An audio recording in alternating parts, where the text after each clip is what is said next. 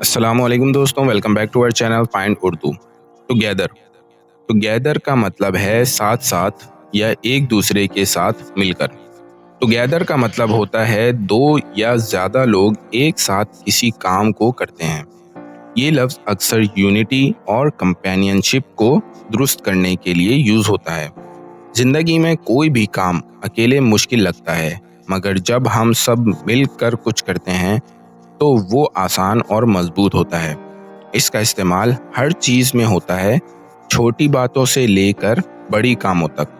जैसे दोनों भाई ने मिलकर एक प्रोजेक्ट कंप्लीट किया, वो काम टुगेदर किया।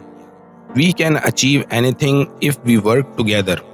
हम कुछ भी हासिल कर सकते हैं अगर हम मिलकर काम करें। तो दोस्तों, टुगेदर का मतलब है साथ मिलकर काम करना या एक दूसरे के साथ देना। उम्मीद है अब आपको टुगेदर का मतलब समझ में आ गया होगा। मिलते हैं नेक्स्ट वीडियो में। शुक्रिया।